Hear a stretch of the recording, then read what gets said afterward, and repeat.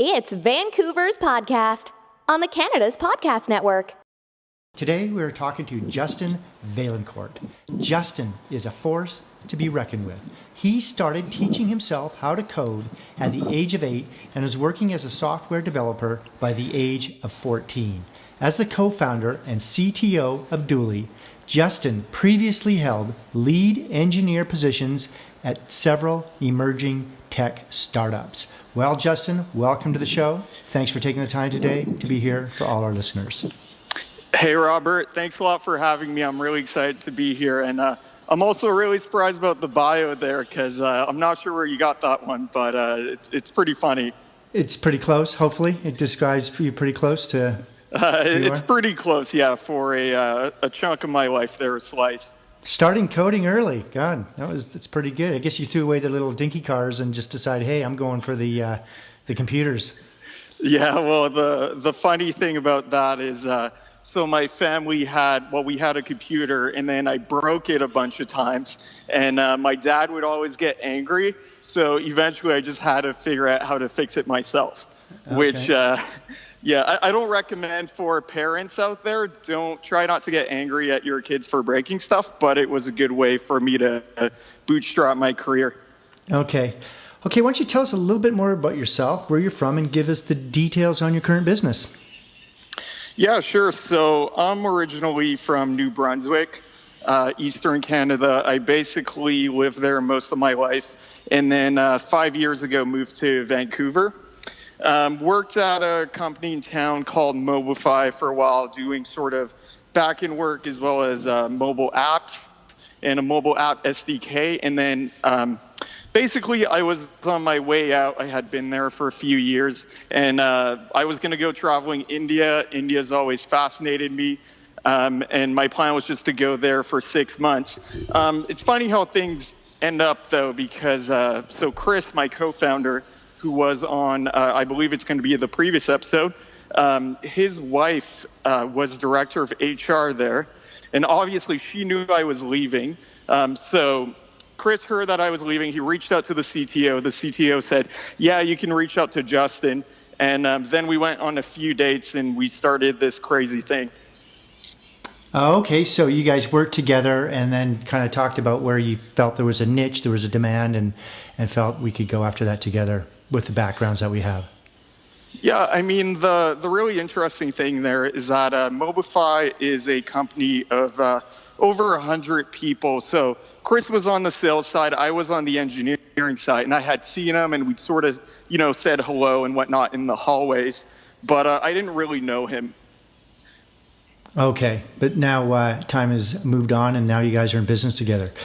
Okay, so Dooly, explain to me what Dooly does. Chris did, but I thought maybe you could kind of give your angle.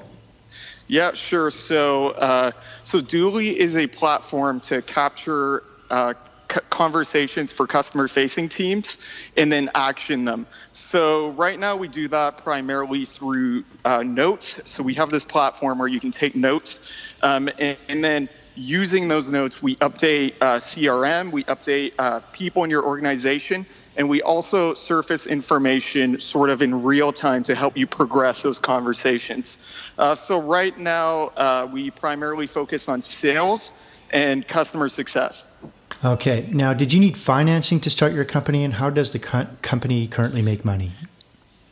Yeah, so just to go back, so Chris and I started this thing. It's actually funny. I think we went on like 3 dates before we officially kicked it off.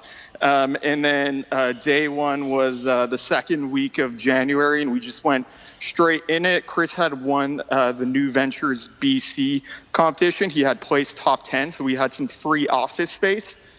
So huddled up there, didn't pay ourselves for probably close to 6 months, just burning through those India savings. And then eventually we were able to get IRAP. And so then we were able to start paying ourselves a very small wage. And then eventually using that funding, we raised a bit of money from angel investors via SAFE. And so we were able to couple that with more IRAP money, and then hire a couple other people to help out. Okay, what is the long-term vision and what will your company look like in the future? Do you see the company expanding into other areas and where beyond Vancouver, BC, or even Canada? Yeah, sure. So the way I look at CRM today is it's really a product of its time. So the way it works today, that the whole concept and the mental model started in sort of the late 90s, where you open a record, you fill in the fields manually, you hit save, and it just requires a lot of sort of manual labor. So I think with the advances in AI, machine learning, etc., I see a future where there's some sort of agent that just listens to your phone call, listens to your notes, and automatically figures out all the different pieces that should go in CRM and how to extract those for you, instead of having the person using CRM do that themselves. So that's kind of in the direction we're going long term. Just being that sort of intelligent listening post that then directs your conversations to the right people and the right systems in real time. Okay, cool. So we've learned a bit about you and we learned a little bit about Dooly. So we want to talk about you doing business here in Vancouver. What are the biggest benefits for you and being an entrepreneur here in Vancouver, BC? I want you to give us some of the good points about starting a company here, but I also want you to give us some of the tough things or challenges for our listeners so they can keep an eye out for them. Sure. So right off the top of my head, I'll start with a bad point. One of those is that obviously the cost of living here is really high relatively to the rest of Canada. So that means that Vancouver, for a lot of people, is a very ephemeral city. People sort of come here, and then it's really hard to buy sort of a home, and then they want kids, etc., so they move out. But some of the great points about Vancouver is I believe there's tons of untapped talent hiding in every sort of crook and corner here. And if you find those people, typically they're very loyal and they really attach themselves to the mission. I think Trump is actually, he's a great gift to the Canadian tech sector. Because a lot of people now are looking at coming back or just not going to the States. And if you are if you're a Bay Area tech worker, Vancouver is a good Canadian analog just because we're on the West Coast, we're in the same time zone, etc. Another sort of key benefits is government grants. Again, IRAP and SHRED. Those are amazing. They pay, huge portions of your salaried tech workers. And honestly, I am a huge fan of those. I think they really help to grow the ecosystem. Disadvantage, it's a lot harder to raise funding from Canadian VCs versus raising from American VCs. So being in Canada for ourselves, it was really important for us to try to sort of build up the ecosystem in Canada and make a success here. So that's why we raised funding from Scale Up Ventures, who have been amazing investors out of Toronto. One thing I will say about American VCs is that they have a lot more money and they're also willing to take bigger gambles. And especially in the sort of pre-seed seed stages. Few other advantages. Cost of living is really high, but obviously salaries here are much lower than in the Bay Area and other parts in the U.S. It hurts me a little to say that because I wish our salaries were up there as well. But you got to find that balance between how much money you're burning and actually succeeding as a startup. And yeah, just one more point off the top of my head. In the Valley, there's so much competition. Everyone's getting poached by everyone else all the time. I think the average tenure, French was my first language. Tenure. Okay, there we go. Thank you. is a year or year and a half. So it makes it really hard to retain people. So I'm really proud to be a Canadian company in Vancouver, and we want to be one of the best sort of product design and sales shops in Canada, and I think we're doing pretty good so far. Okay, we do some of our best work outside the office. Is there a place in the Lower Mainland close to where you live or work where you like to go recharge or get inspired with ideas or just think about your business? And does it change with the season considering all the rain we get here? Yeah, sure. So one of my big things is actually I walk a lot. I average 12,000 steps a day for last year. So I'll actually, in the evenings, I will pick a new direction I haven't been in a while and just sort of start walking, listen to podcasts sometimes, just look at sort of the scenery, look at the different houses, and then just get lost in sort of strategy and also the operations side of things. So how to build good teams, how to keep everyone really productive. And then, I do my best thinking walking. So I'm actually walking right now as well. Okay, perfect. Okay. Now, we have a lot of international listeners, so this next question, I want you to speak to them. If you were to start all over again and you just moved here to Vancouver, BC, but this time you don't know anyone, knowing what you know now, what would you do and how would you go about starting all over again as an entrepreneur? Yeah, sure. Great question. So probably where I would start. So if you're coming here with the intent of starting a business, I mean, obviously you need to figure out your living situation, etc. But after that, the very first thing I would do is incorporate a company. I would find a really good lawyer as well, someone who can, help you navigate sort of incorporation, as well as some of the grants and what you need to do there. And that's actually the next thing I would do is I would really start looking at what's out there in terms of grants, what's sort of available in Canada for that. And then obviously after that, if I have this great idea, I would do tons of research on it, sort of make a business plan before starting to build it. In terms of sort of your network and whatnot, I would definitely hit up a lot of the meetups here. I would also try to get connected to sort of some of the angel networks here. And finally, I check out some of the co-working spaces like Launch Academy. I'd probably check out some of the code schools as well, Code Core and Lighthouse Labs, and just sort of try to get a pulse for what's going on here.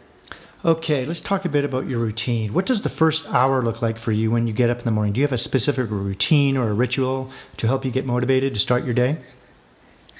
Yeah, sure. So I'm a night owl, so I actually wake up pretty late typically. The first thing for me is a cup of coffee.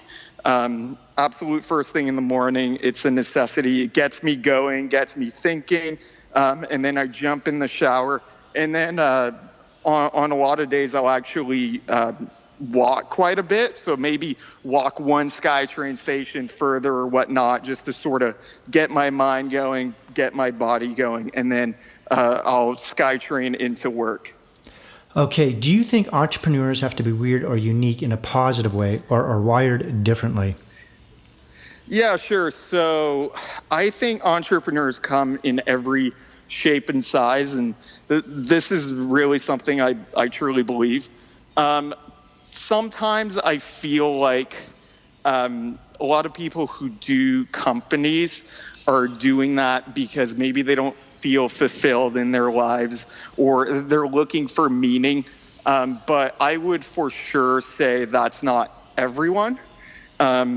So there have been a lot of very successful companies started by people who are almost like who almost have borderline mental. They're especially tech CEOs. You'll see a lot of people that are sort of on the borderline manic, bipolar scale. But just going back to the question, I don't think you need to be weird or unique. And actually, I think a lot of people look at entrepreneurs as kind of this special breed, and then they don't feel like they fit in. I want everyone to know that you can start a company. You can learn to be that person, and you can be normal or you can be unique and weird. Okay. Now, what books are you reading now and why, or even audiobooks? And can you recommend any books for our listeners who are also aspiring entrepreneurs?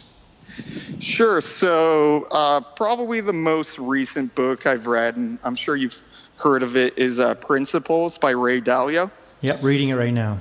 Yeah, it's a great book. So basically the idea here is that Ray Dalio runs one of the most successful hedge funds in the world. And he operates, well, his whole hedge fund, Bridgewater, operates by a set of principles that are codified in writing. And then the idea there is that once you have these principles, when you encounter a new, be successful at those situations without sort each time. So I really like this idea of having a guiding set of ways you operate to be successful in any situation. Okay, any online or offline tools that you like to use on a daily basis? Yeah, sure. So I am an engineer and a bit of a product geek as well. So I look at Product Hunt quite a bit, just see what people are doing, putting out there. Obviously, Gmail, I use Gmail every single day. I use my code editor, Sublime, every day. In terms of online tools, I use Goodreads quite a bit. So I track my books there. I see what my friends are reading. Nothing else that really comes to mind right now, to be honest. Okay. Well, you're from New Brunswick, correct? Yeah, that's correct. Okay, so as you know, and you've experienced, Vancouver is a very beautiful place. There's so much to do here. We've got the outdoors, we've got the mountains, we got the lakes, we got the rivers, the ocean, you name it. How do you balance work and how do you relax and not think about work? And what are your favorite activities to do here in BC? Do you ski, do you bike, kayak, golf, hike, or simply go for a drive? Sure. So I'm a big cyclist, big walker, as most Vancouverites, a big hiker, and also I try to couple that with camping. So my favorite way to recharge is to go on somewhat strenuous hikes and then camp a night or two. And outside of that, I would actually say that I live a pretty integrated sort of business and personal life. So when I have free time, I try to do a bit of work. When I'm with people, I don't do any work. So I try to sort of interweave it. Okay. If you weren't doing what you do now, what would you like to do for a profession? Yeah, sure. So it's funny you ask this because it's something I've thought about. I think if I weren't doing the tech stuff, I would probably go to school and learn about philosophy or the arts or just something that really interests me. And I know I would probably, not survive very long in Vancouver, but I'm really interested in those sort of concepts. So I try to do something in that vein of some sort. Yeah, I think so. Yeah. What kind of a job would you not like to do? Couldn't do it. Just need a second to think about this one. I can tell you what sorts of jobs I think are actually interesting. I think a lot of garbage men or people who clean sewer systems or baristas or just jobs that sort of open you up to new experiences, I think are really interesting where you can work with your hands and whatnot. I think a job I couldn't do is where I sit at my desk and I try to sell insurance all day long. That would drive me crazy. Okay. In business, what is your favorite word, quote, or sentence that you like to use? There's sort of the cliche, perfection is the enemy of good, which I really believe in that. Another sort of saying is that I sometimes say, that's also part of my engineering philosophy, if you will, is get rid of the work that gets in the way of the work. So what that means is, if you need to constantly context switch and click a bunch of buttons and you do the same task over and over again, try to automate it, which is especially true in engineering when we deploy to production systems and we need to try someone else's code and et cetera. So I'll go with those two for now.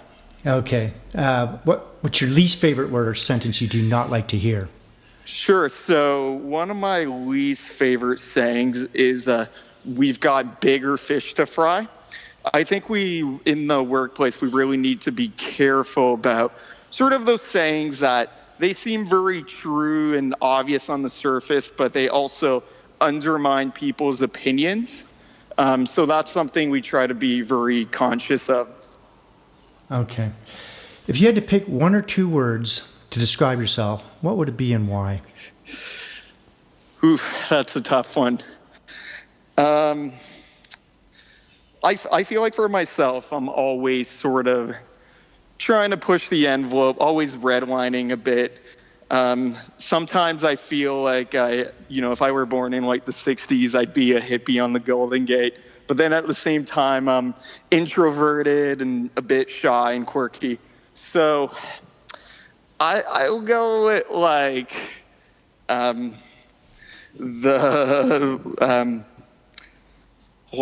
this is going to sound really weird, like the introverted rebel or something like that. Okay, that's an interesting approach, but I get the concept. What keeps you up at night, if anything? Sure. So the main things that keep me up at night are team happiness, team productivity, just building a good culture. I think about that a lot. And then the other thing is obviously growth. What are the things that we can do to, grow faster? And then it's funny because when you start thinking about these things, you sort of, first you have that thought, and then you start thinking, okay, if we needed to grow 100x in the next week, what could we do? So I have these sort of brainstorming sessions at night sometimes. Okay. Keeps me up, not always good. I want you to give us the top 3 things on your inspired life list. This could be a bucket list of any sort, of whether you want to do a TEDx talk, you want to travel more, you want to write books, you want to do philanthropy, anything like that? Yeah, sure. So I want to spend a significant amount of time just traveling India at some point. I also think Mount Everest is really interesting, so maybe someday I'll find my way up there. And then if I were to pick a third one, it would probably be something around learning to draw or learning to paint or something creative or learning a language. It'd be in that vein. Okay. Do you have any advice that you may have received that you can pass on to entrepreneurs throughout BC? Sure. I guess a few points. Everyone says this, persistence, but it's so true. And the reason why it's true is because the longer you do it, the more the sort of momentum of people knowing about you grows, and also the more serendipitous moments you'll run into. Especially in the Valley, you hear about a lot of people sort of starting companies and they give it 3 months and then it doesn't really pick up. So then they sort of give up or they just try a new idea entirely. Sometimes that works. I believe you just really need to give it a good go and really believe it's going to work and figure out how to get there. The other another piece of advice that I have is I used to read a lot of these books or these articles online, and a lot of people out there are very, very articulate. They write really well. They're able to form really good arguments, and sometimes it can seem like you're not as smart as them. I think for me, just meeting a lot of people, a lot of these people that have written these really great articles and are really well known. It's interesting because there's sort of like their writing and their image online. But once you get to know these people, they're just regular people like you or I. So my point there is don't be intimidated. Everyone's just winging it. If you're able to write clearly and form a good argument, people are going to think you're a genius, but you're probably not. Or you might be. You could be a genius as well. But everyone has a little bit of genius in them. Sure, absolutely. Okay. Well, Justin, you ready to have some fun? Sure. Okay. As you know, entrepreneurs are very, very busy people. Just look at yourself. You're walking right now, just trying to get some air and get some thinking time. We're always connected to people. We're always online, and we're always dealing either with clients or staff, you name it. We're going to take you away from all that. There's a small tropical island just off of Fiji that only has one phone booth there. There is no internet. This place does exist, by the way. We're going to drop you off there. You won't have a computer or a smartphone or a tablet. You can use the phone booth located there anytime to call the boat. We'll come pick you up. How long would you last before you made that call? And what would you do while you were there? Okay, sounds good. So I'm dropped off on this island. I think the first thing I would do is I would try to assess the situation. So I guess the first question is, am I able to see how big this island is just by looking around me? Yeah, absolutely. Okay, so it's a pretty small island, I take it? I don't know. Once we drop you off there, it's up to you to get the lay of the land. Okay. So if it seems pretty small, I would try to walk the beach and sort of, see if there's anything around. Are there fruits? Are there vegetables? Are there animals? So that would be my first go. While I'm doing that, I would probably also, take a look at the ocean and see if I can see any land further away. So that would be my first go. Then my next question would probably be, after I figured out if I can survive there on whatever's provided by the island, my next question would be, okay, there's this telephone booth. How is it getting power? How is it wired? Is this cable going, into the ocean, into Fiji? So I would try to figure that out. Is there a battery that powers this thing? If there's a phone booth there, there's good chances that someone else has been there at some point. So I would sort of walk around into the forest or whatnot and see if I can find some broken bottles or some cigarettes or who knows what, just to sort of get a sense of maybe what other people have been doing on this island. And then honestly, with my personality, it would be, okay, I'm on this island. I can make a phone call. I know I'm not going to die. A boat's going to come get me.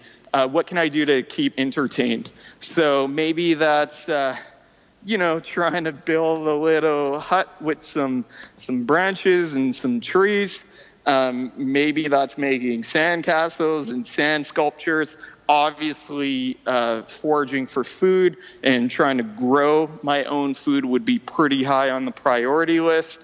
As well as potentially making a spear and trying to hunt if there's animals on there. And then once I've exhausted all of that, I would need to make that phone call.